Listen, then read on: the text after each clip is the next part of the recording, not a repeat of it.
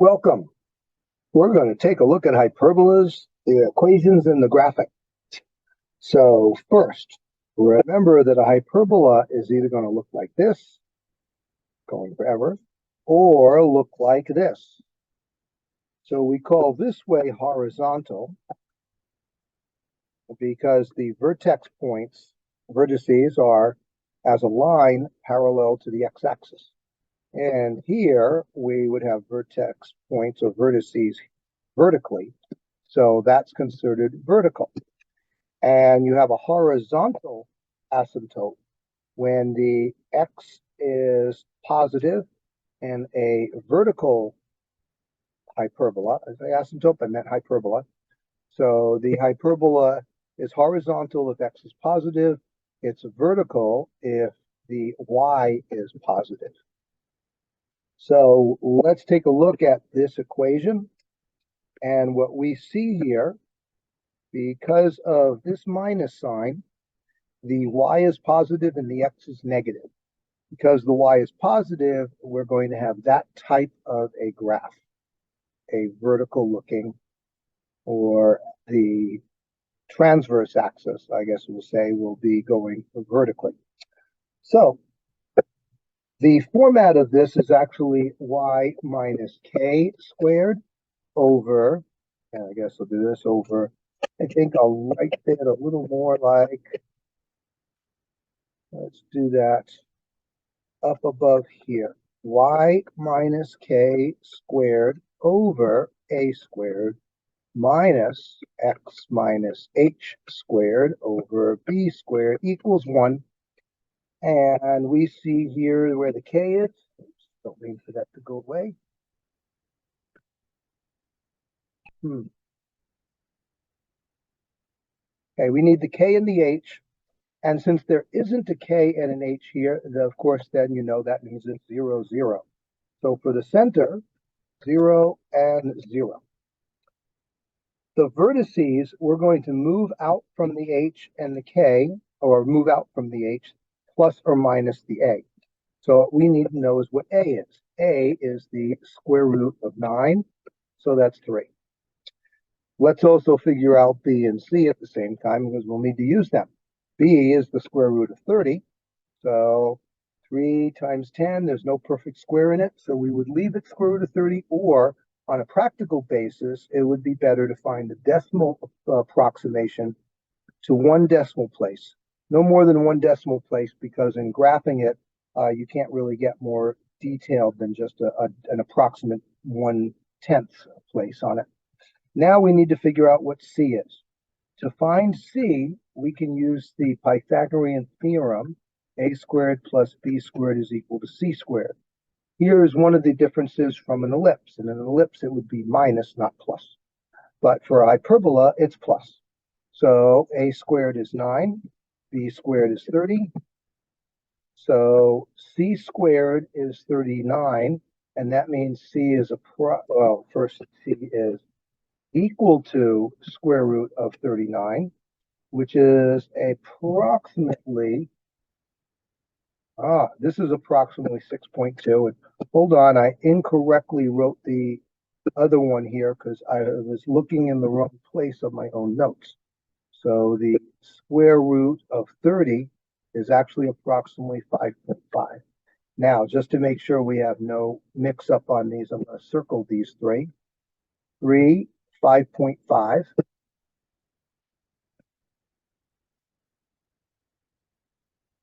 And 6.2. So we have 3, about 5.5, and about 6.2. So for the vertices, we're going to be moving with those. In fact, let's come down here. We're going to be moving 3 both ways. So let's come down to 0, 0. Here's 0, 0. And because this is vertical, the vertices have to go up 3 and down 3. So I'm going up 3 and I'm going down 3. Units on here. That's the first part of graphing it.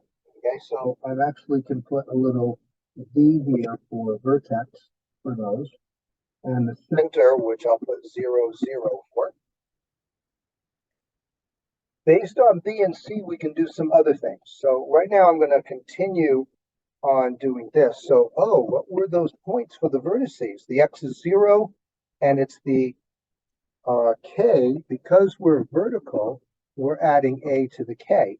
So it's 0 and 3, 0 and -3.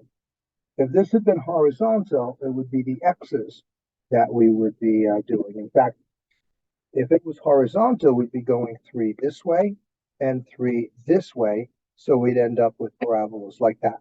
However, it's vertical, so we aren't doing that. All right, for the focus points, we're simply going to add C, the amount of C here. And we had figured out that it's 6.2.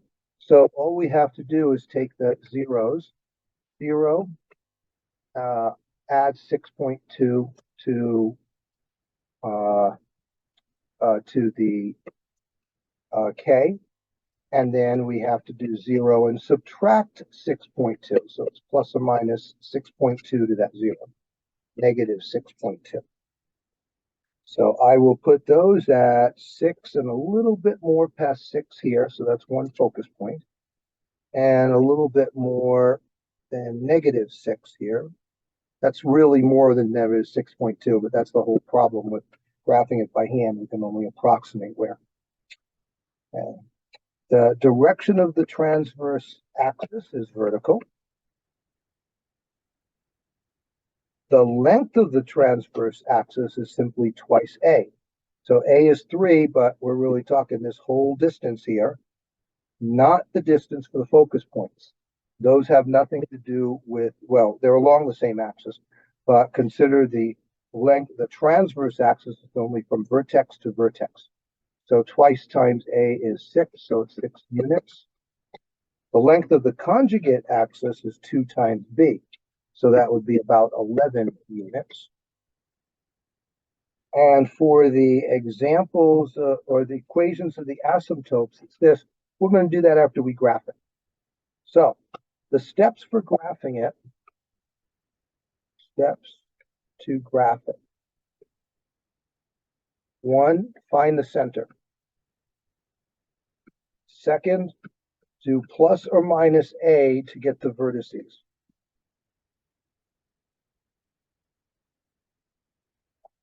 Do plus or minus b simply to put some points there that we're going to use in a moment. So here we have to go 5.5 both directions. 3, 4, 5.5.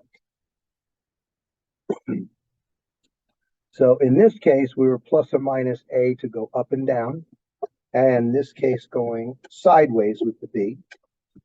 Next, we make the box that allows us then to use the asymptote. So this box really only has just one purpose. Not the focus point, but to the vertex. Doesn't really matter if it's dashed or not. It's just that to me, it makes more sense doing it dashed, so it doesn't distract from one of the others. The only reason you do the box is so that you can use the corners of the box to draw the asymptotes, and you use the center as well. And that's what 5 is to draw the asymptotes. So for that, I'm going to use a ruler from corner point to corner point through the center. And so this is one asymptote. And then I do it for the other one, make it look pretty neat. Whoops, except it needs to not turn on me there.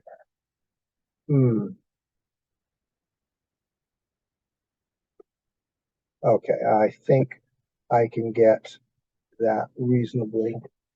So these are the asymptotes. The next part is to draw the arms. And the arms start with the vertex, with the, we're this way, we're going this way. So they start with the 2 vertices, and they go out towards the asymptotes and start hugging along the asymptotes as a curve. Nice, simple curve. However, they never touch the asymptotes. It's really important they don't touch them because that's part of the purpose and the reason for the asymptotes. They provide a border. If the graph of something actually touches the asymptote, that means the equation would have it dividing by zero. And that is not a possibility, so you have to avoid it by never actually touching the asymptote. So I've done one R and I've done the other. Now be careful, it tends to be, people are often so used to doing the horizontal ones that they tend to sometimes, like automatically I start reaching and going this way, even though it's not that way.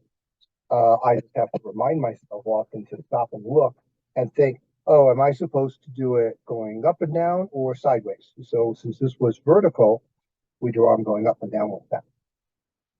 Right, so this kind of thing about graphing the parts of it, that helps you to know those steps help you get to it. And the seventh thing is to put a focus point, the foci. However, we already did that. So in a way, that's already done. No issue for that. Now let's come back up here. And the last thing to do is to figure out this. Okay, and we have A over B. So this is where we need to take that A over B part. And also, you don't even necessarily need to think in terms of A and B. Instead, think of this. You are making the equation of the asymptote, which I'm going to do in red here. Well, one of the things we need is the slope, which is the rise over the run. The rise is 3, and the run is the square root of 30, I think it was. Yep, square root of 30. 5.5 is not exact. So it would be better to do it as 3 over the square root of 30. But you know at this level of math that you are required to rationalize that because you're not allowed to have a square root on the bottom of a fraction. And that gives us 3 root 30 over 30. Oh, notice 3 goes into 30 to make a 10. So square root of 30 over 10 is the actual appropriate slope for it. Now we will follow this.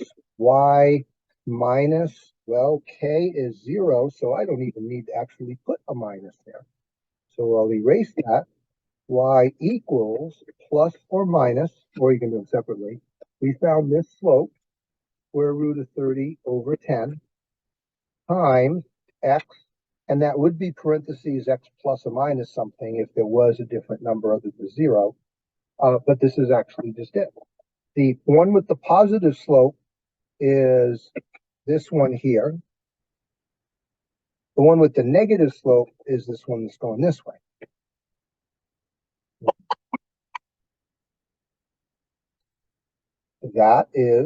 That's a hyperbola completed. All those parts done and the graph of it. Here is another one. So let's do the same thing over again on this one. And this one is a different one because of the fact that now the x is first only because the y is negative. And because the x is the positive one, that means that this is horizontal. Horizontal because the x is positive. I'm going to come right down to that E direction of the transverse axis and put horizontal. And let's go back. Let's get the center.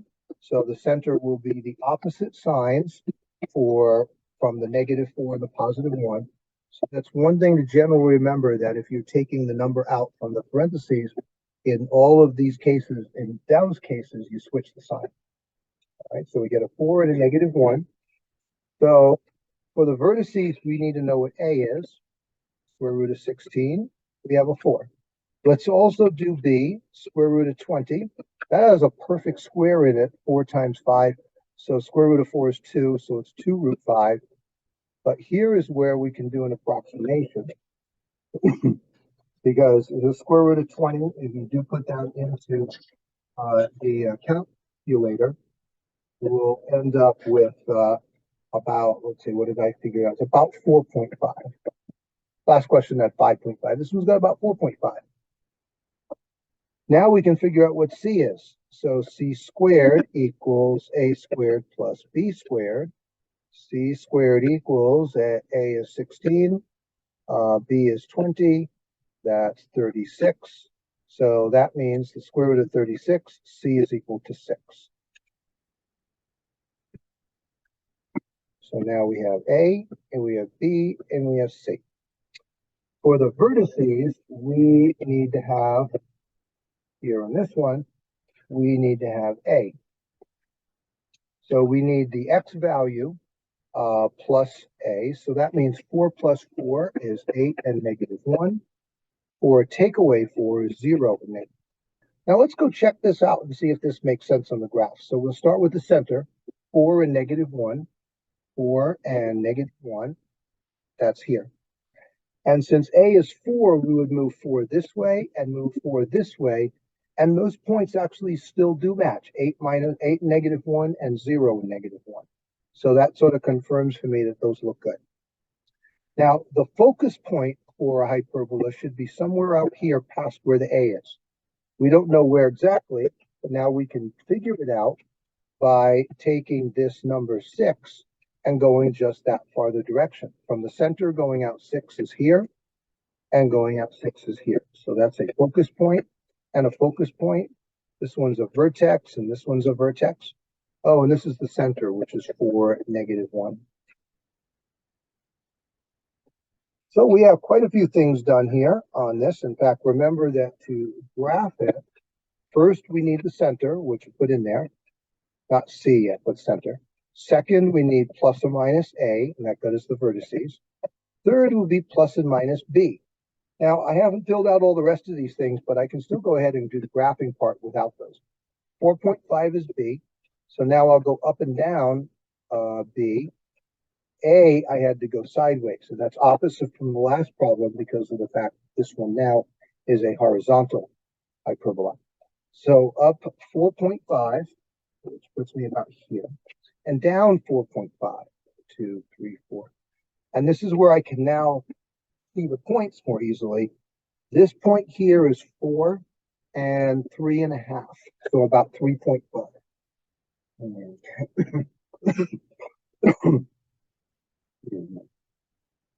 Let's see. But I don't need to fill those in here. The B for hyperbola only purpose is to help me now do the box. So, oh, not there. It's not the focus. It's the vertex.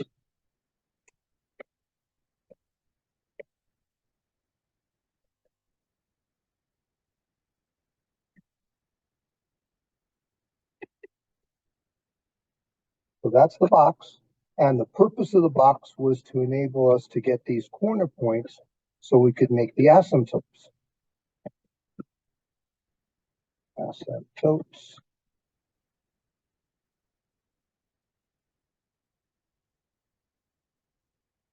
I guess I can make these obvious by putting them in red on this one.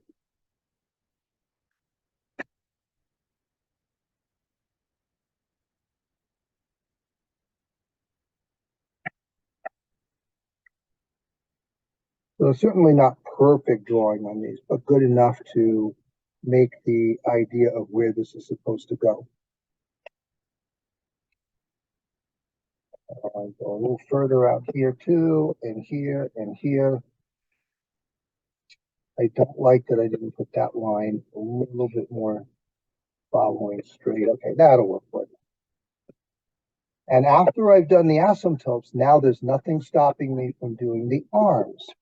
And because this one's horizontal, it will be this side's here.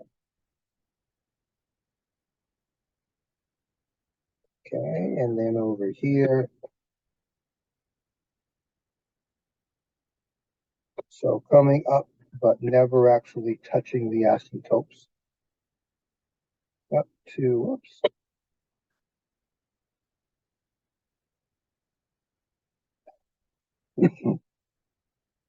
Okay, that's approximately what this one's going to look like. Fifth thing, or no, seventh thing would be making sure we show the focus points, which we did over here already, these 2 points. So that's been graphed.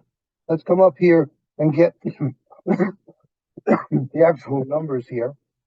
So we're adding 6 to the 4 and subtracting 6 from it. So we get 10 and -1 and -2 and -1 for the focus points. 2 times A for the transverse axis is 8 units.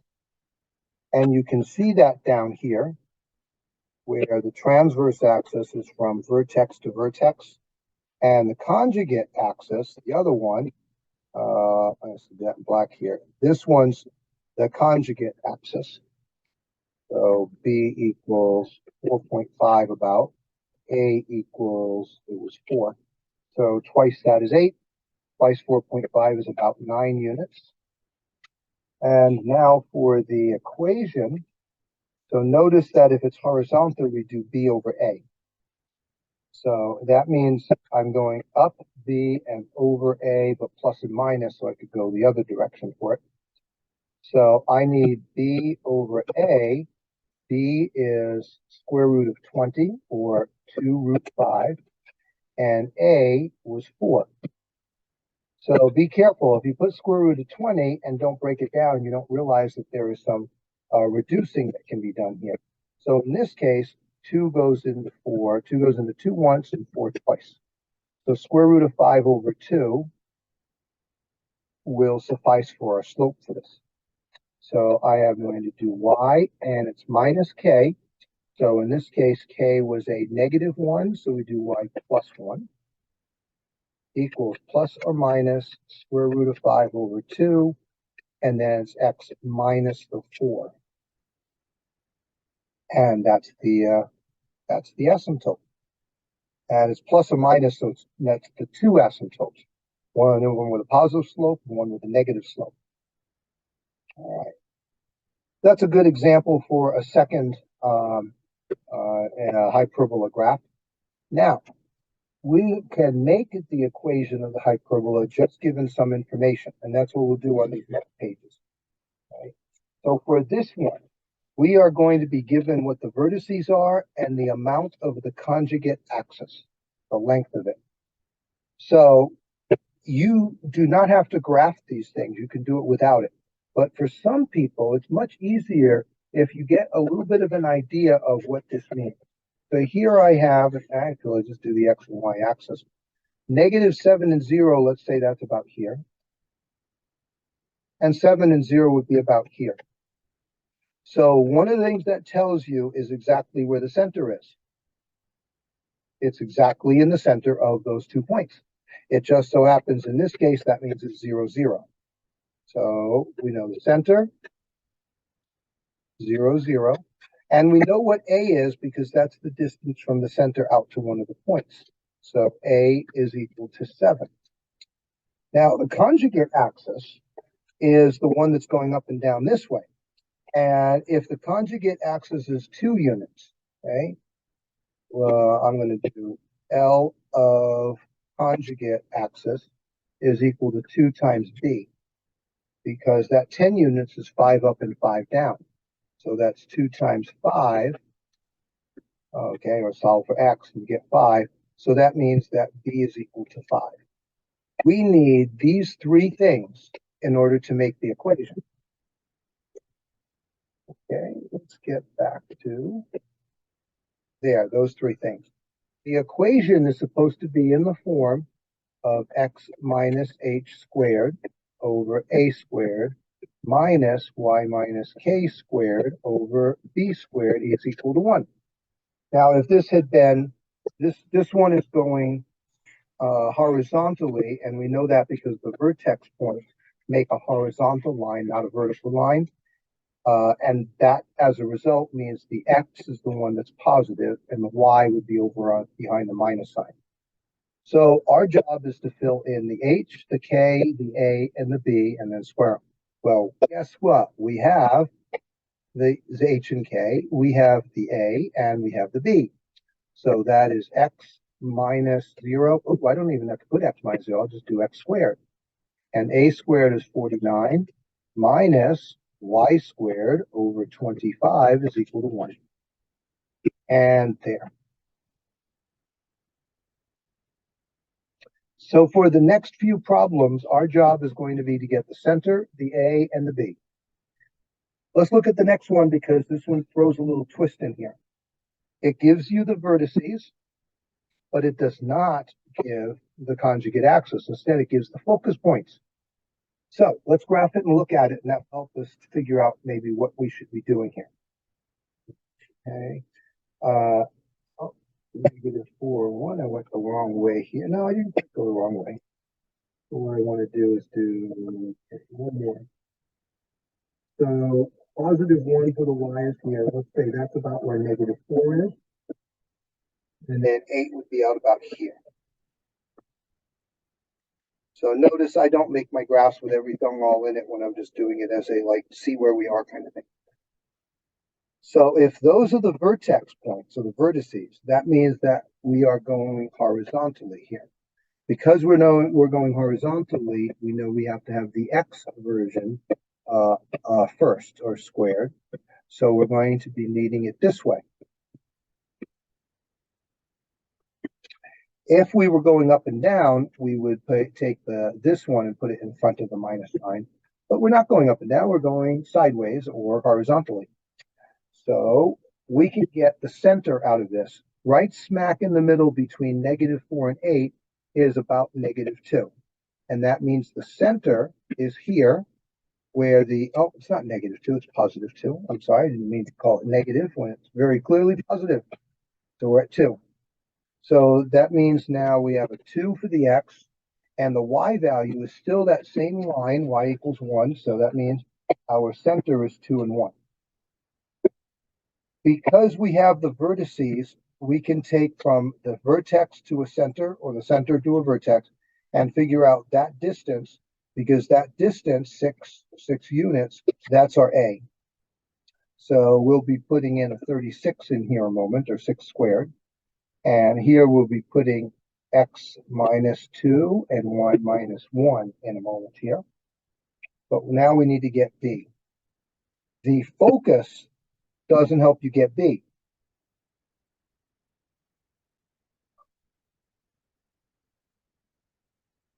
Okay.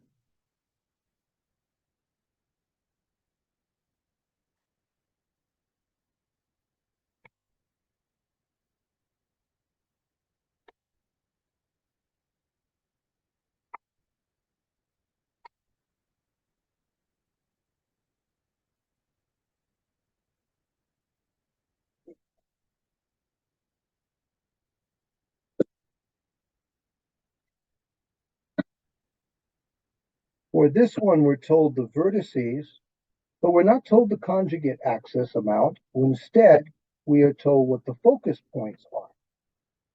So let's graph this. Don't have to, but it does help often to make more sense of what's happening. And let's figure out first where the vertices are. So let's say I call that -2, and 1, 2, 3, 4, 5, 6. So 6 and 1. So -2, 1 is about here. 6 and 1 is about here, and that means this is our transverse axis. So we know right now, because we're going this way, we're going horizontally, that the x comes first and the y is going to be negative. So we're going to be doing x -h squared over a squared minus y k squared over b squared is equal to 1. So we need to fill in the hk and the a and the b. Well, right now, we can look at where the vertices are and go right to the middle of them to get what the center is. And the center in this case would be a 2 and a 1. So I now know I'll be able to put a 2 in here and a 1 in here in a moment. This also helps me determine what A is. A is the distance from the center out to either of the vertices, and that looks like a difference of 1, 2, 3, 4. Okay, A is 4. So if A is 4, that means in a moment I'll be putting 16 here, or 4 squared. I need to get what B is, but the focus point doesn't tell me B. Instead, it helps me get towards B. So let's plot the focus point. And the idea here is that the focus point distance, or C, A squared plus B squared equals C squared. So if we can get what C is, we can do A squared plus B squared equals C squared. Exactly what we'll do here. Okay, from 2 down to -4 is a distance of 6. So now what we'll do to figure out B is we'll do A squared plus B squared equals C squared. A squared is 16. 6 is 36 squared. Subtract 16, B squared is 20. Okay, B is equal to plus or minus square root of 20, which of course is 2 root 5 because of the 4 inside it. Oh, and you know what? We didn't even need that. All we needed here was B squared. So now let's go ahead and do this. X minus H, well, the center amount was 2 and 1. So it's X minus 2 squared over the amount of A, or it's A squared rather, minus the Y minus 1 in this place. And then the B squared, which is 20, and that equals 1. Now, it would have been a little easier as I went through this if I had just gone up here and said, well, A equals 4, B equals square root of 20, and the center is 2 and 1, and then and square root of 20, I can't leave it that way, 2 root 5. Whatever way you do it will be perfectly fine, because you need those to lead into it. Just make sure you can keep track of the things that you need. In this case, the A, B, and the center. So the first problem gave us the conjugate axis length, and we could do 2b to get b. Here was the focus point, so we needed to do this in order to figure out the b or the b squared. Let's take a look now on the last two problems, which are actually the same types of things in just practice form. So I recommend to stop for a moment and practice this yourself, and then come back and I will have when I will be working it out. Okay, welcome back, and let me show what to do and figure this. So here, I don't need to graph it, but I like doing it to help me with it. So I can see that if I make a graph here with 0, 0 here, 2 and 3 is here, and -7, 2, 2, 3, 4, 5, 6, 7. Okay, so that's -7, and that's 3. So these are my vertex points, and they are going vertically. So that means we're going vertically. If we're going vertically, then the y is positive and the x is negative. So that means my equation is going to be like this.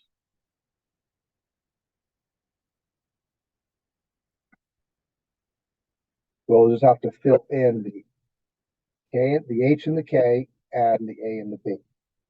So right now, like the last problems, all we need to do here is find the exact middle. So if I come down 2, 3, 4, 5, I think we're about here. Because if I do that, I have 5 on both ends. So this point here would be the center, and the x value is 2, and the y value is a -2. So I now know my center. In fact, I'll do here the center, 2, -2. Now we'll find what A is. And I just figured that here because from the vertex to the center, or center to the vertex, is 5, and that's the A. And now I need to find what B is. And because we're given the conjugate axis is 16 units, all we need to do is half of that. So 1/2 of conjugate axis length. So 1/2 of 18 is 9. So now we're going to plug those things in over here. Y plus 2, because that would be minus a -2 that we'd be doing there. So y plus 2, A is 5, so A squared is 25, minus x minus 2, because it's minus a +2. Oh, and I forgot to put my little square thing to this. And underneath it now, that's b is 9, so 9 squared is 81. And there we have our equation.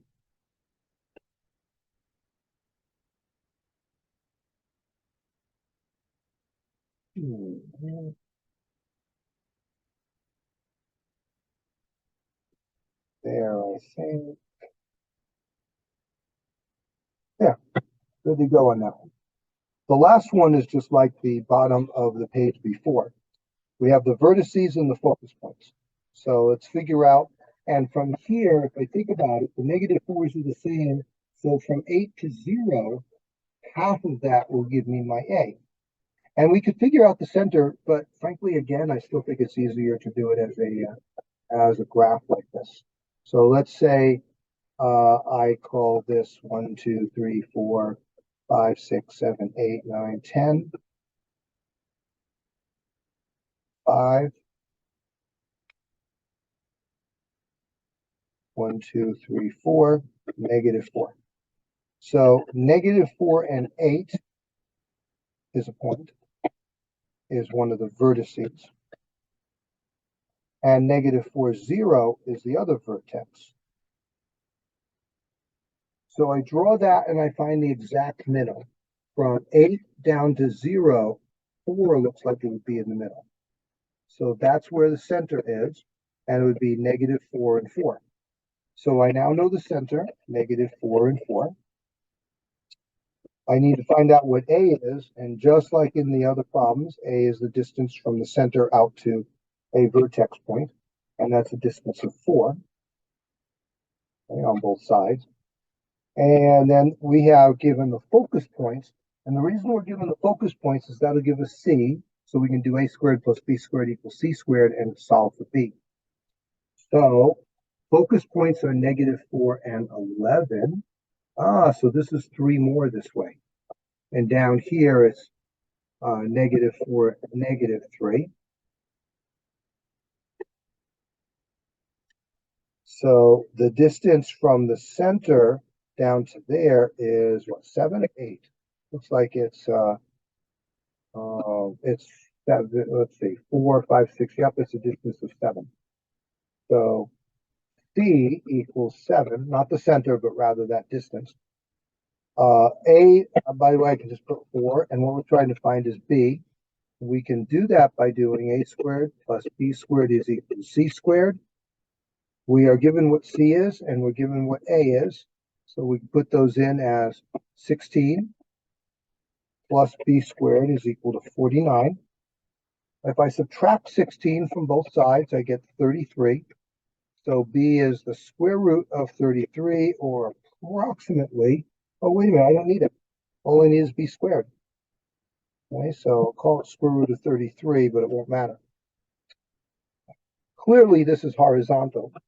So we'll do y minus k squared over a squared before subtracting x minus h squared over b squared. So we are given the center and the a and the b. We can actually use the center and then square the a and square the b. So that means it'll be y minus 4 squared over 16 minus x plus 4, because that's minus and negative 4. So it's a double negative. X plus 4 squared over b squared. Well, if this is b, then square it, and the square root part goes away. 33 is equal to 1.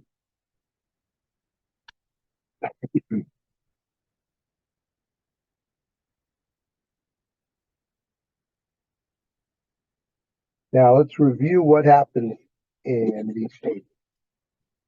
Back on to the beginning. This problem was graphing a hyperbola with a 0, 0 center, but because the y is positive, it ended up opening up and down. In the hyperbola, pretty much same concept thing. Follow these steps to graph it.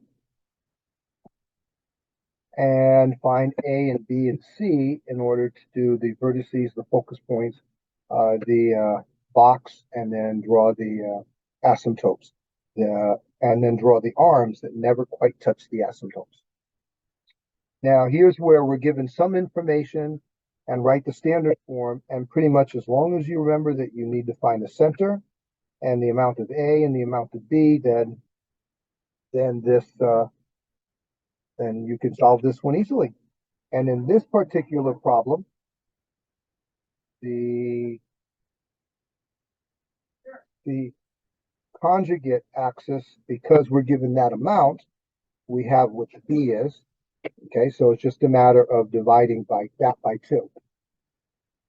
The one underneath it, the last one, is again and the second type of problem is the one where you're given the focus points and you're able to find what the amount of C is so that you can solve for B by using A squared plus B squared is equal to C squared.